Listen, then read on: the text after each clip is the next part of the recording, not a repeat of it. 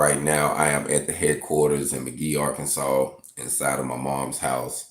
And I wanted to talk to you this morning about the welding blues.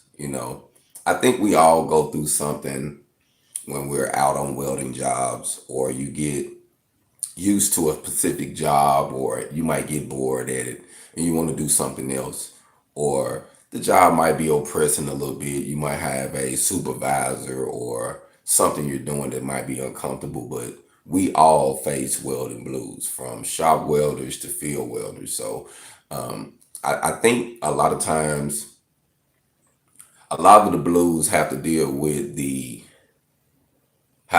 lot of the outside sources. A lot of times people that you tend to work for, or when you're working for different companies, they tend to have different issues, and they'll bring their issues to the job site. And I know we all experience some supervisor picking for no reason, or writing someone up, or someone in top management. I heard a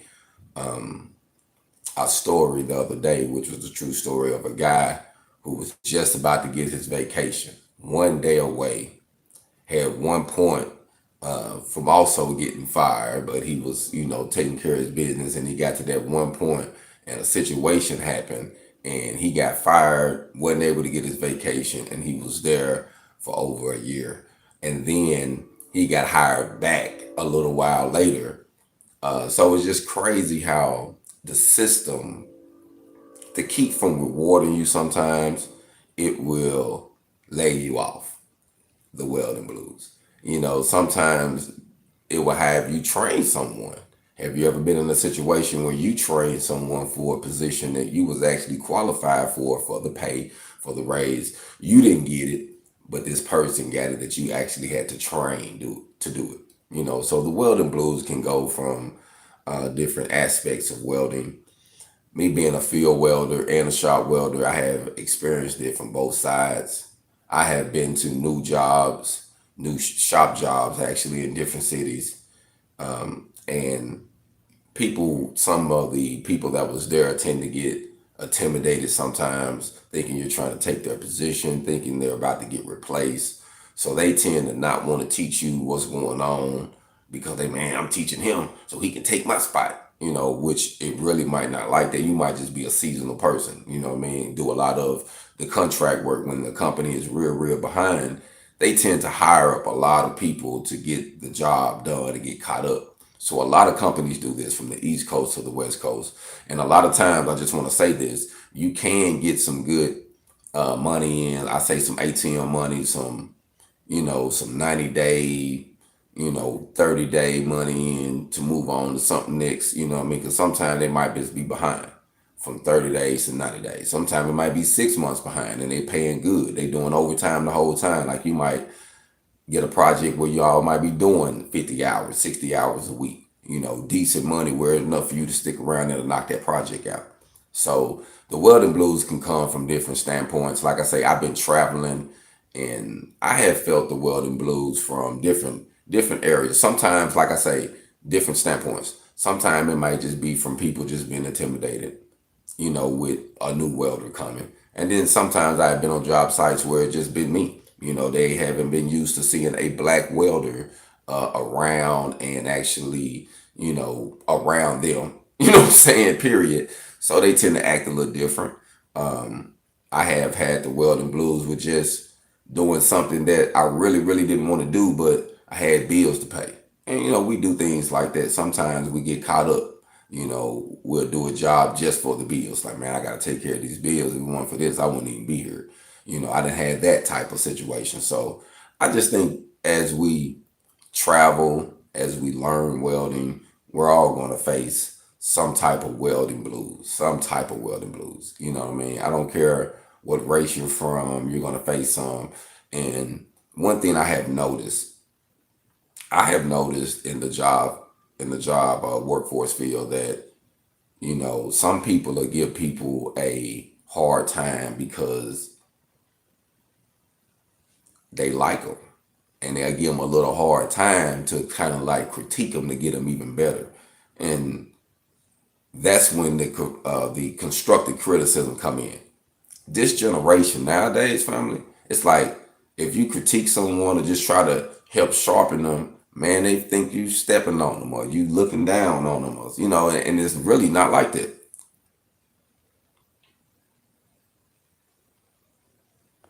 Yes, what you said, and you know what? A lot of times it's like that.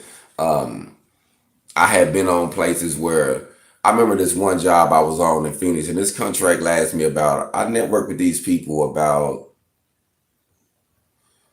6 months, probably. It was decent money. It was during the week. It was a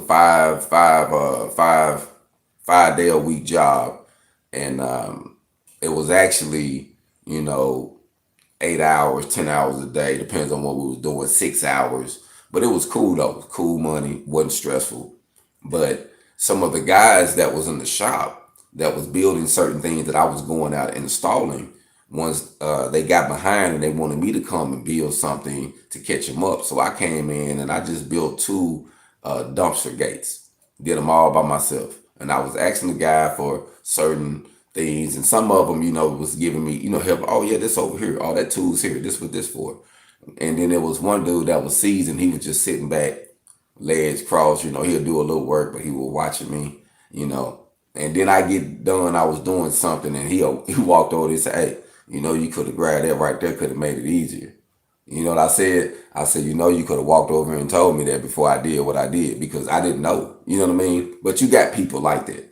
And then again, like I say, after being there, me and that guy ended up being okay. And it was the other guy that was actually helping me at first who started not liking me. I think sometimes they feel you come in and the owner is actually putting you in a better position. And this is no lie. So I come in, when he first seen me, I didn't have the welder on my truck, but I had already had it. But I was building my skid. So once I finished my skid, I put it on there. He thought the company put a welder on my truck, wanted me to be the extra field welder, and he'd been there for so long, this and this, like literally, like, dude thought he thought the company was paying for my stuff, you know what I mean? And the reality of it was, I was building my independence through that company. I was making money, and you can tell he might have some extra habits, some extra things he was going through. But I believe in going for broke. Like, where I'm from, we got a concept where, we might hustle on the block with the same clothes on for 3, 4 days a week. We might change our drawers and socks, but we ain't changing clothes. We grinding, or we working on this. Like, I'm from a rural area where I literally had to do some hard work, cotton field, working on a farm. And you learn to do whatever it takes to get over the hump. You know what I mean?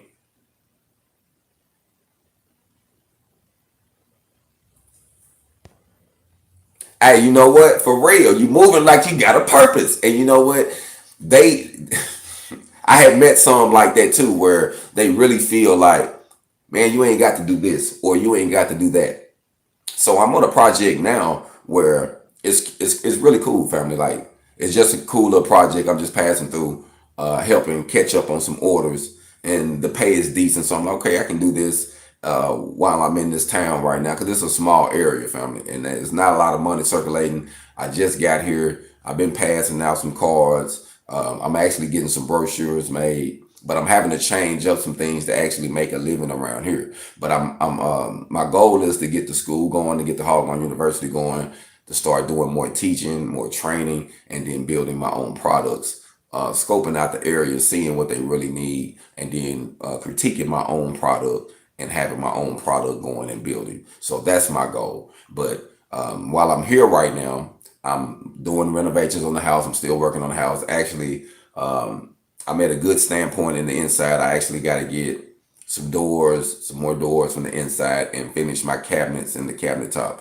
because I had to actually redo all the cabinets. So we actually added a few more than what was there, and we had to replace some things and tweak some things. So I've been doing that. So while you spending money, and then if you ain't putting no money up, say if you 30,000 up, but you steady spending, that money gonna disappear. So I was like, man, I got to figure out something. And I was actually contacted by email, because I always advertise. I always say, I like to say this: proper preparation prevents piss poor performance. And I say that because when you're independent, you have to network yourself as an individual, as a business, and as a product. Let me say that one more time. When you're independent, you want to network yourself individually, as a business, and as a product. That's threefold, just like you are threefold, mind, body, and soul. So when you do that, when you have down days and you still can move around, you can get some of these independent money. Some recruiters will hit you up. So I keep my resume up on different recruiter sites for different turnarounds and shutdowns and different projects. So if someone got some good money going, they need some help, or if I'm just not doing nothing, I said, man, I go over there and get this little bread. I go over here and knock it out, do a 10-9 and down. Or I had some where I had to use my regular social to get the money, and it was still good because I filed tax exempt. And that's something that also I want to talk about. When you're doing contracts, turnaround jobs, and when you're independent, I just want to give you some quick game. Don't, and you're using your social. Don't, if you're not behind and you don't owe no taxes, file exempt. It's not going to hurt you. If the project is going to last a month, 2 months, 3 months, 6 months, file exempt. Now, I would say file exempt. In my personal opinion, I would say I would do it up to 6 months. And then after 6 months go, then you can claim if you're using your social. You want to claim something, or you can claim zero and let them take, whatever taxes out, and you'll still be okay. But you can be able to get ahead. By filing exempt, it's kind of like saying, I'm investing the money that they would have took out. You putting that up to start your business, or to help your product, or to get ahead, or to fix your repairs, or whatever you got going on in your life. So what you do, you use that extra money to build it. And then that way you actually making more money. So one person might be there working and they might making, say, $750 a week. You get there, you file exempt, you might do the same hours and they making, you bring it home $950 a week, an extra $2. So you use that, or extra $150. That's your investment. That's how you invest in yourself when you're using your social. That's just something I learned from a welder who was actually mobile, and he said, this is how I did it, bro. It's okay. You can do this. Don't worry about your taxes. It's going to balance out. So that's just some quick game. If you want to use it, use it. But I've been using it and it always worked. Never hurt me, but it has helped me build products. It has helped me establish my business. But on this project that I'm on now, it's to me, it's not real complicated, but it is complicated for someone who's never did it. And I want to say this because it made me think about something. Some of the guys who actually come through is on a contract, like they working through, I guess, a staff company or whatever. So I got contacted by the people at the main company. So I don't know about I didn't even know about the company, honestly with you.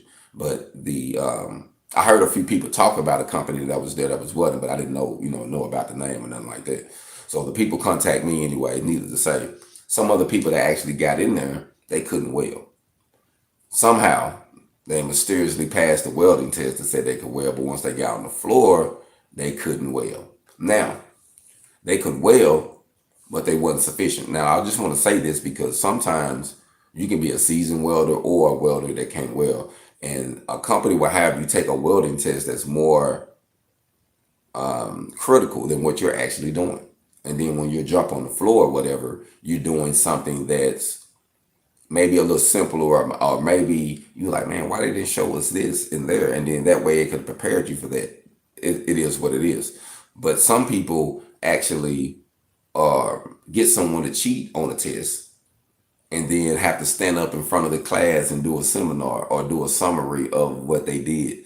And you can't do that if you didn't do no study, if you don't know no skills. So I'm not knocking the person who paid to get ahead, but you got to have some type of information, some type of knowledge of it to actually go through it if someone call you up on it. You know what I mean? It's one thing, it made me think of this saying, people say, man, fake it till you make it. You don't want to fake it till you make it in a situation like that. But on a lot of times on jobs, though, like you were saying, that people feel they can tell when you got a purpose. If sometimes they feel your purpose may be to take their position, you know what I mean? So they want to slow you down. And I just like to say, when I go on different projects, because I'm always moving around, and 9 times out of 10, if I'm coming through doing something like that, it's temporary for me anyway. So when I can tell the little friction a little bit, I let the person know if I can some type of way, hey, I'm passing through, man. I'm just coming here to help. I got something else going on. I don't even like this area, to be honest. I said, I got some things going on right now. So I'm going to come through. I'm going to help.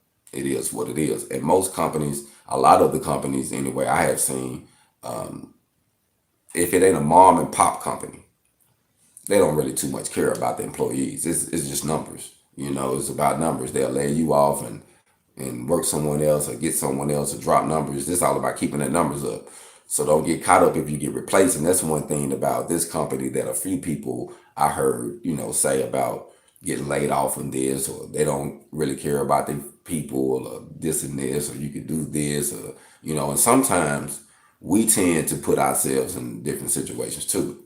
Let me say that. Because sometimes we can go over for a job. We can do too much out of our way, so to speak. And we expect to get rewarded when certain things are just a job. It's just like you just going in here building these pieces. When you're done building these pieces, you cut the light off and go home. You come back the next day, you build those pieces, you cut the light off and go home. Sometimes it can be that simple. And we as people, man, we tend to complicate things. It is what it is. Sometimes we look at it different or come in with a different approach. But if it's just the money, if it's just the ATM, man, it's just money. I'm just trying to make some money. Then it is what it is. And if you're good at what you do, this is one thing I've noticed. If you're good at what you do, the people going to help you, going to allow figure out a way to help you, to get you in because they need your help. Then maybe after they finish, doing what they do, they might throw a technicality up. Well, this popped up, so we got to let you go, because this came up, and we can't do this, but we appreciate what you did. I'd have been there too, but you did got some money though. You know what I mean? So, to me, traveling welding has always brought up different red flags in different companies. Even if I talk to them, I have had companies talk amazing about that company. And I get there and it wasn't nothing that they was talking about, That happened. But I do want to say this. The welding blues do happen to us all.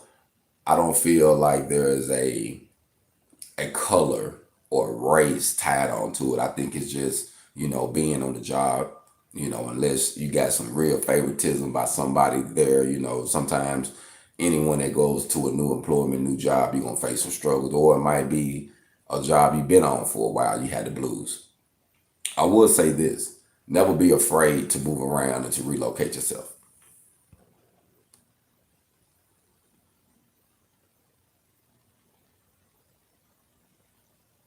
You know what? I honestly, in that situation, man, I feel like it's to each his own. I think it's good for those who want to do it, but everybody have their own everybody have their own way of what they want to do with welding. You know what I mean? And I like to say this because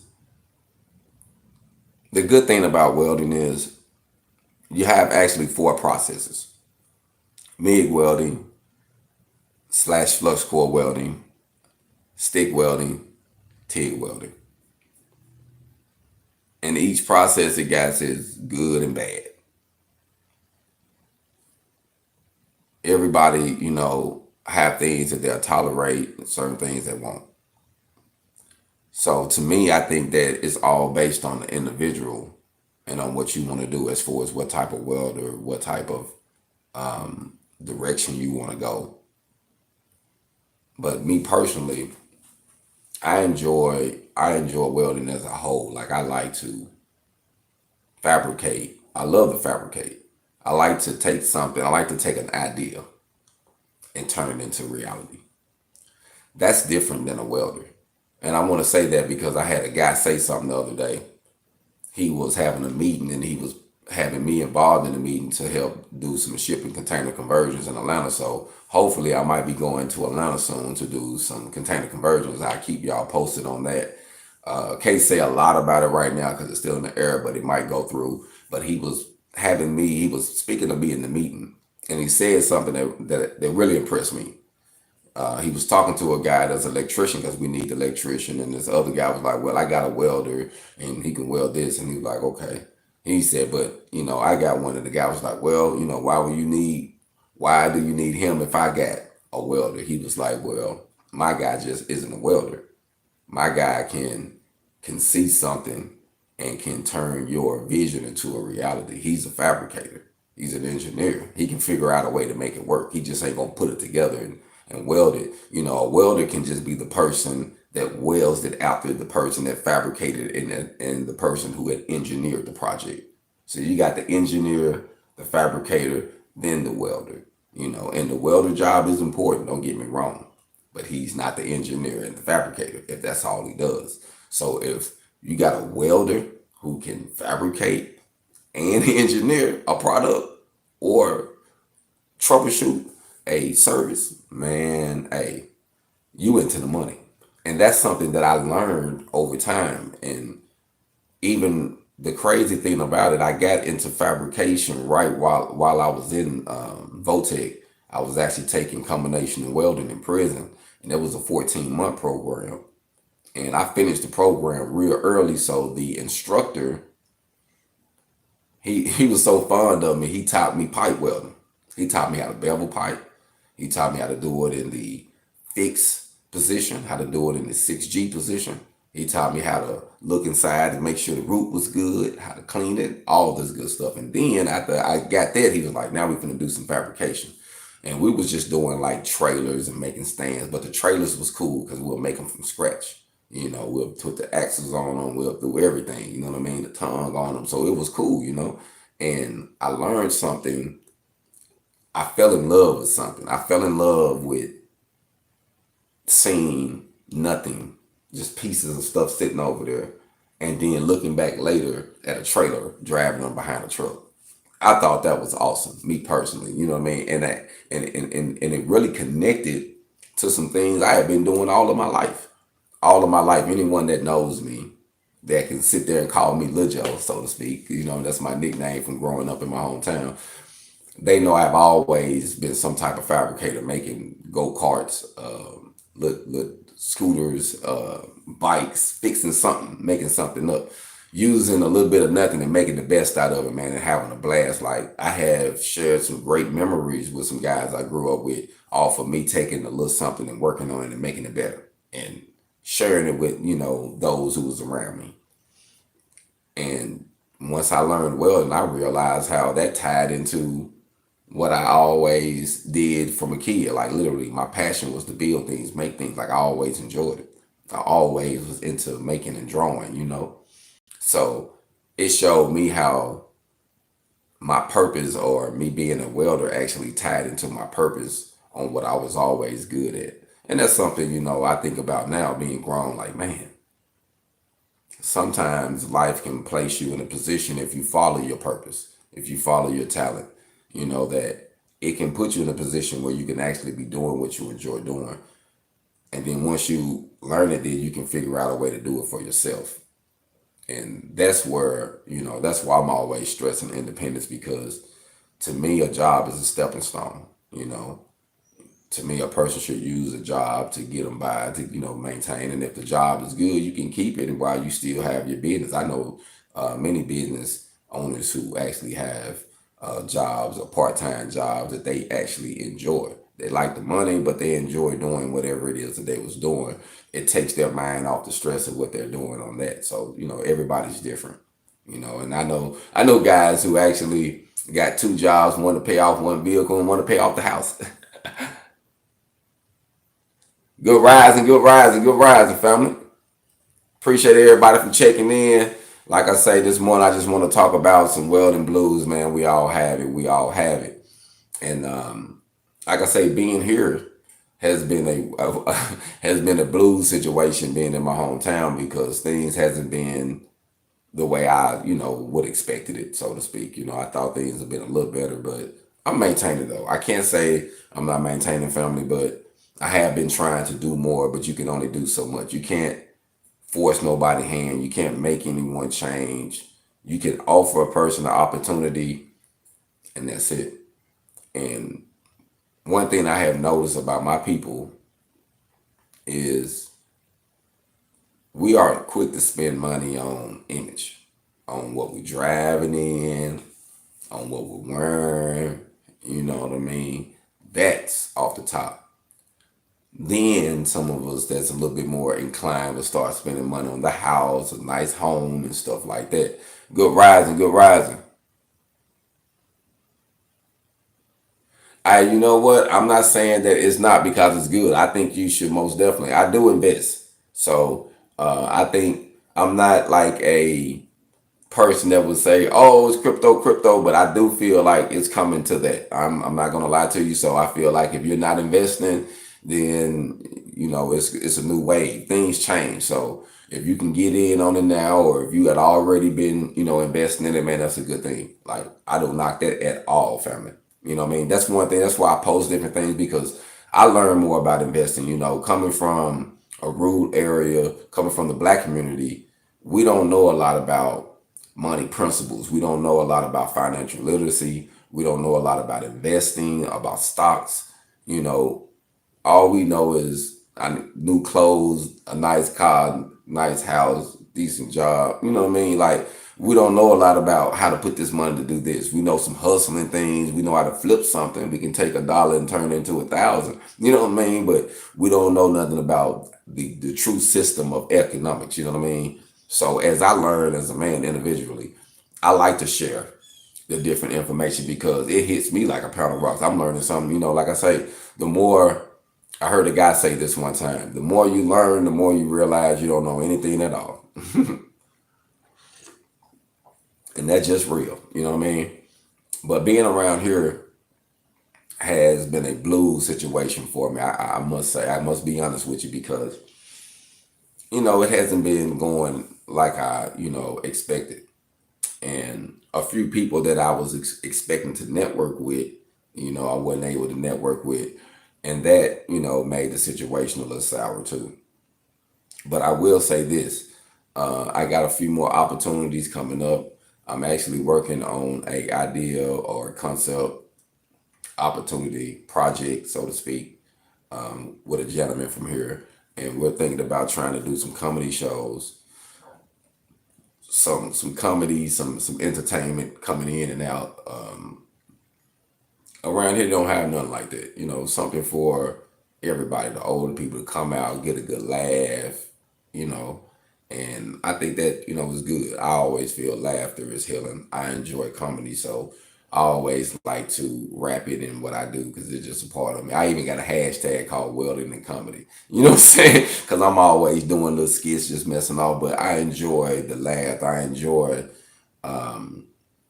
seeing someone in one condition turn them into another one, just like building and fabricating. To me, I think that's another transition that we can do. But having the welding blues, man, like I say, I think that we all face it, and it can be a temporary thing, just like the weather.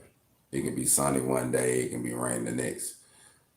But I feel like on the grind, being a welder, we always have the welding blues as far as the flame, firing up that flame, making things, fabricating things. And to me, coming from the South, being in Southeast Arkansas, I was raised on the blues. I was raised on, Memphis artists, Arkansas, Louisiana, different Southern artists who introduced the blues. My mom was big on the blues. And the cool thing about the blues that I like, even though it talked about the pain and what a person went through, and they make the best of it. They make a cool song. They might laugh, and a lot of people might feel it. But it be a lot of time the blues is real life experience, real pain, real hurt.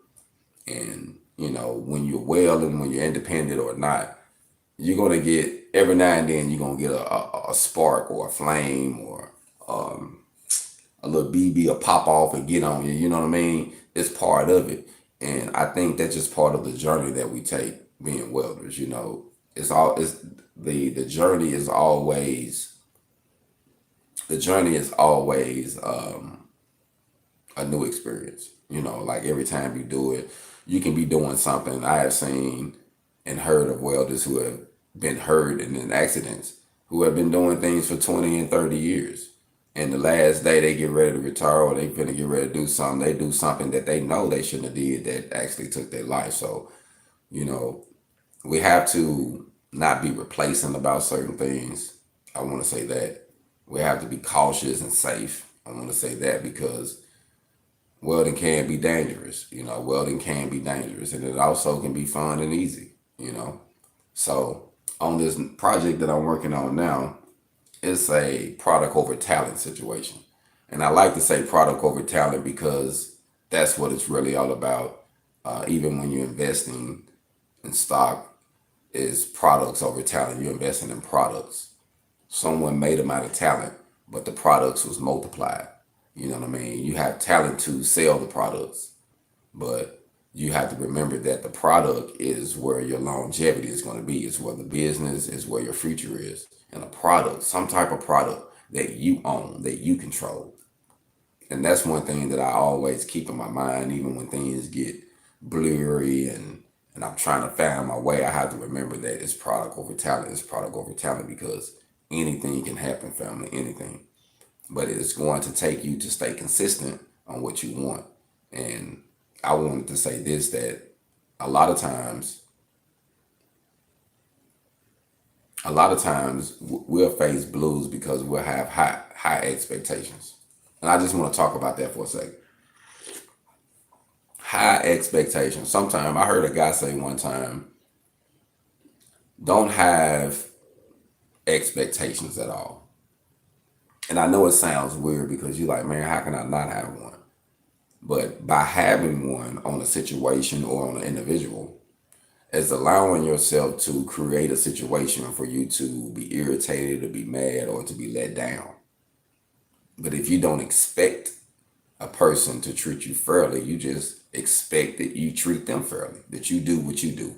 A lot of times when we're welding and being independent or working for someone, we just have to focus on what we're doing at that specific task or job or whatever we're doing. We have to just focus on that. We have to focus on, hey man, let me focus on just doing my job right. Sometimes we get caught up in worrying about everything else and we don't really focus on what we're doing. We do it so much where we don't focus on it to critique it. And I think if you do that, it makes you better. So, like even welding certain products. I watched the guy weld this product up, and after watching them, I'm watching everything because I have to watch. I'm noticing how many welds one side do, and I'm noticing how many welds the other side do. So out of curiosity, I just asked the guy, hey, how many welds do you weld on your side versus his side? And he didn't know. He was like, oh, I don't know, probably 30 something, 32. I think it say 32 on his paper. But he'd been doing it for like a year, but he never took the time to really see. So I told him, hey, you do 28. He do 28. And he was like, really? I said, yeah. I said, I wanted to know because they have a certain time frame. They said, well, you should be able to weld this product up in X amount of minutes. Like certain factories, certain contracts you do, they have time frame on doing certain products. And they might say this product only takes 7 minutes to do. This product takes 30 minutes to complete, before you can have it to the next stage, whatever the situation is. And I think that showing that initiative to learn the process of something will actually help you improve on the job, decrease your stress, and allow you to understand the process. So, me being there, even though this guy been there, I think said a year and a half, he never really counted it, never really paid attention.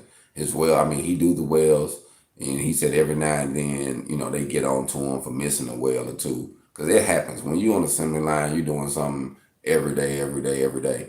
You might miss a well. You might, but if you do it in a routine manner, like if you check certain things in a routine, then you want, because you remember. Man, I only weld 19. I'm supposed to have 22 welds. Let me go back and look. Man, I missed 2 welds. But if you don't know how many welds it's supposed to be on, you'll do it all the time. And sometimes you can just be sidetracked in the mind. It happens. We are human. You know what I mean? We're gonna make mistakes. You know what I mean? It is what it is. But on a good day, certain things are formed out of habit. That's why I feel like that's why they form certain assembly lines, make certain products, because the person that does it repetitiously knows the difference. Just like the person that handles real money versus counterfeit money, just the feel of it all the time. Once you instantly get something else that you're not used to, you know that, hey, what's this? This ain't right. You can feel it. You ain't got to look at it. Hold up, because you're used to dealing with it. So some things come off of muscle memory, so to speak. But I just wanted to talk about the blues of welding because we face it, family. And being in my hometown, I have been facing it. I have been facing the blues a little bit. I can't say, I think we all go through ups and downs and just emotional things that you face with life, because you deal with, we all deal with different things. You got your children, you got your family, you might have a spouse, you might have, friend or cousin, anything, that's causing you to have some grief or something on your mind. So, I think that being here has been very humbling for me. Has been very, very humbling.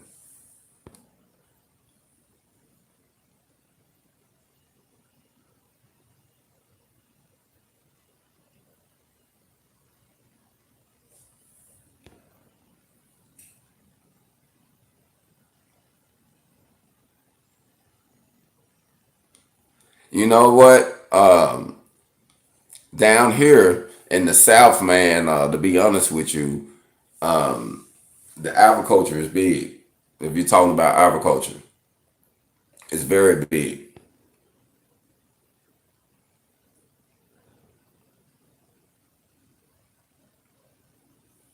You know what? Glad you said that about the container conversions.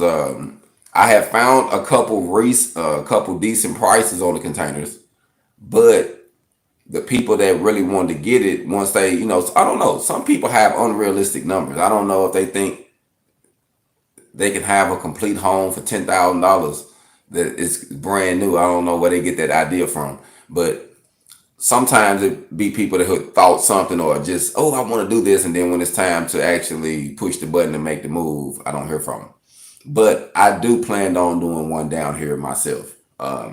It's going to be in my hometown or surrounding areas or in Little Rock. I have had a couple people from Little Rock hit me up.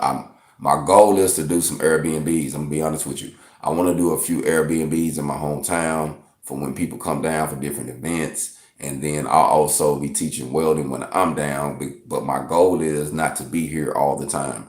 I'm gonna probably be here 6 8 months a year, and then I'm gonna be somewhere else. I want to travel around. My goal is to start going to different facilities and programs and teaching and helping and also doing my product. But I love to give, I love to talk, I love to share my story and help someone else come up. So my goal is to focus on that, but to get things going here. So once I get these products off the ground and finish this home, I can start moving around. But I do have a few people have hit me up, but I'm gonna have to do it myself. I actually got an ideal on a store and an Airbnb. So my goal is to open up a small, I won't call it a convenience store, but it's gonna be a store.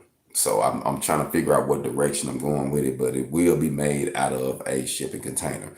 So my goal is to introduce it, but right now, family, I ain't gonna lie to you. I've been spending so much money on the home. I've been trying to get this knocked out so I can go to the next step. Because one thing I learned: if you have too much on your plate at one time, you're gonna end up dropping the ball on something.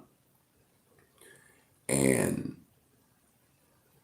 there's two type of balls that we tend to carry in life, and I don't know if you're aware of this or not. I want to share this with you. We have glass balls that we carry, and we have rubber balls or basketballs. I'm gonna say that dribble. You can drop them; it's okay. They'll bounce back. You catch it, keep going. But the glass balls that we carry in life, if we drop one of them, we damage it. It might crack, shatter, chip might come out of it, might have a scratch on it, and you can't take that out. It's there to remind you that you dropped it at that time in life.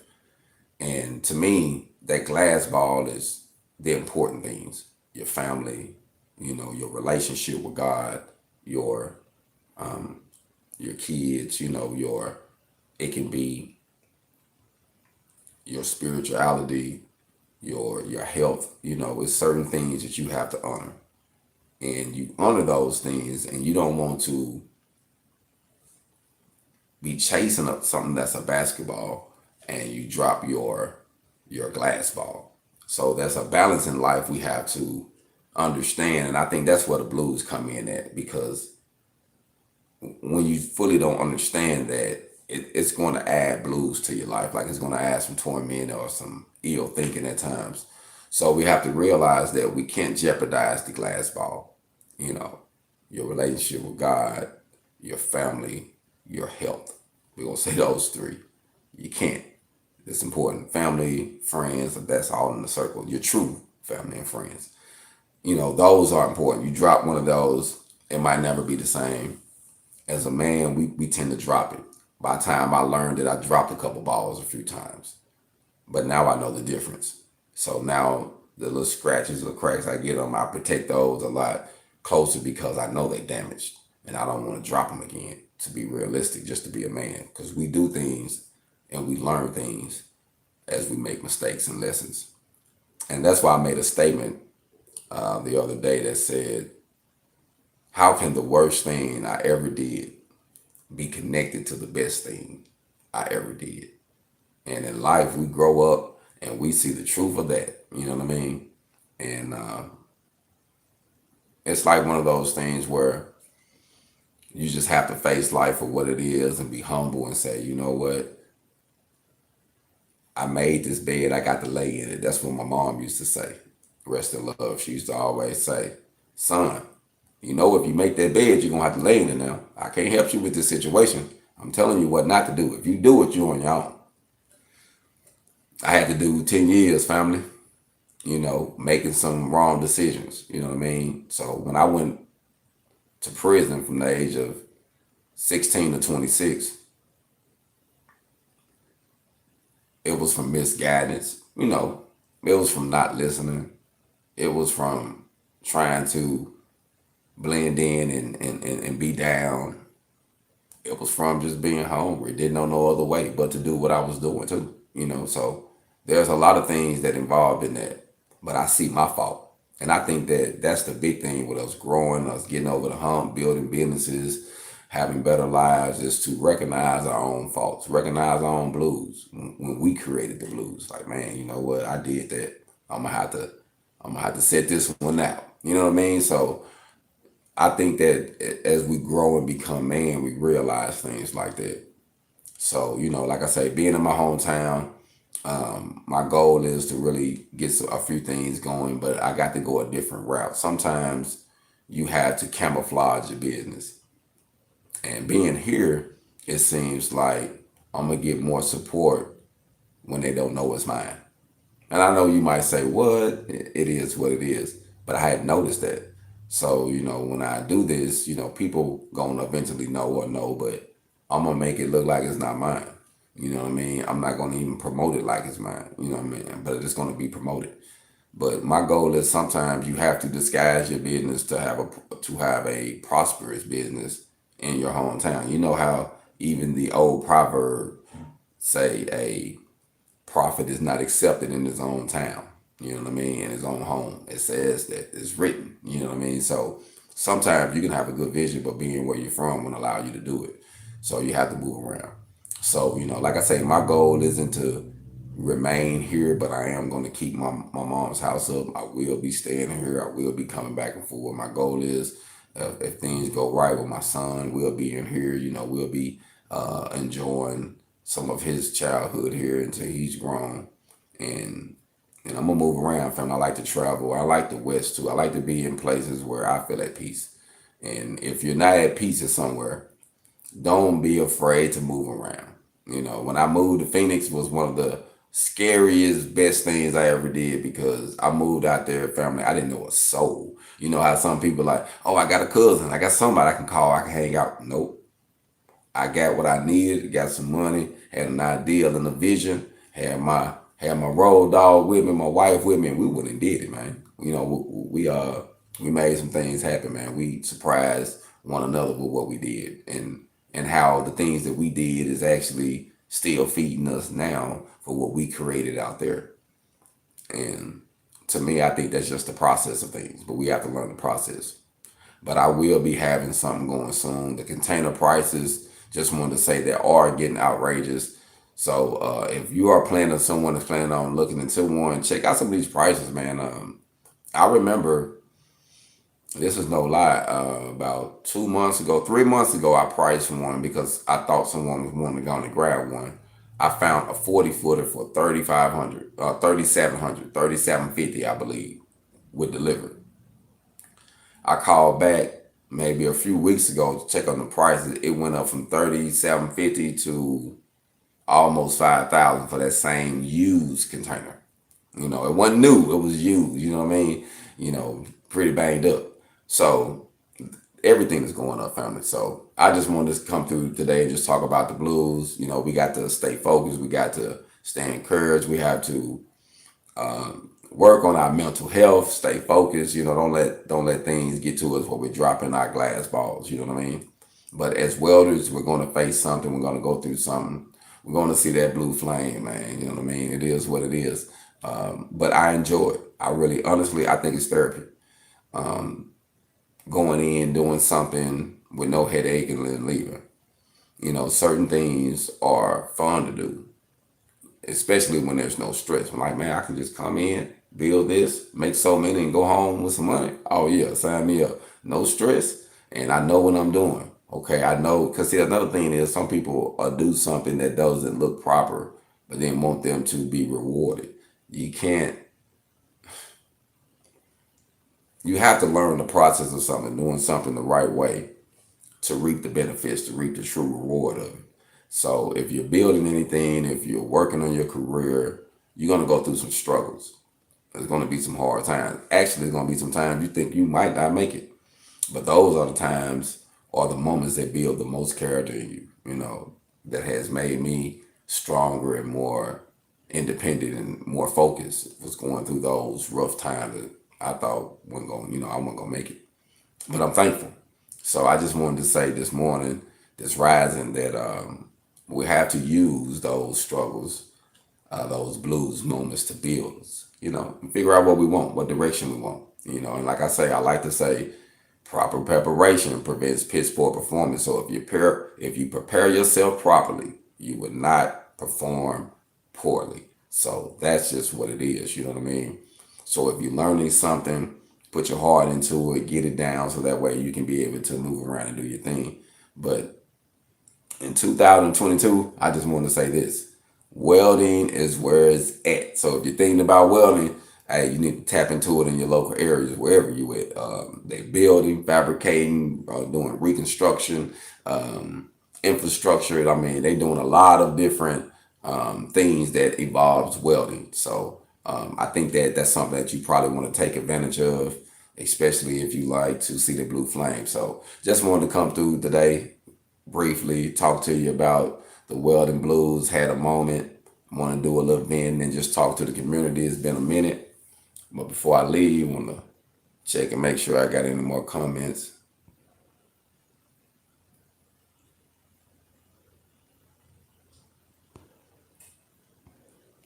Just checking the comments. But like I say, I appreciate everybody from checking in.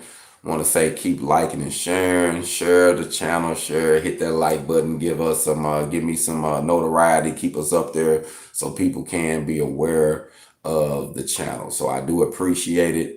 For those who also want to check out some of the gear, man, we got some good gear coming right now. This weather's been crazy, man. So I'm going from a t-shirt to a hoodie to a long sleeve it's crazy right now. So for those who want to get some of the gear, check out Amazon Prime, put in HogOn Welding, t-shirt, hoodies, zip hoodies, all of it is available. Get you some gear. Also visit the website, www.hogonwelding.com. Let me know what you think about it. I'm working on some improvements. I actually had a guy who was helping me get everything together. So I actually got to get me a new guy now to actually help me fine tune some things on the site, give it some more live updates and things like that. My goal is, like I say, soon, hopefully I'll be doing a class. I'll be coming live. I got a student, but I've been waiting on him and his parents to get everything right so we can have some time to start training. So hopefully we might be doing something today. So I did reach out. I'm waiting on a call to see if I'm gonna get him. If I get him, we're gonna be jumping into the booth and started learning some welding, getting that process down. So I appreciate everybody who's been supporting, who's been following the movement, who's been sharing. Man, I appreciate it. I just want to say, keep getting your hog on, be blessed and prosperous. Black Feniks.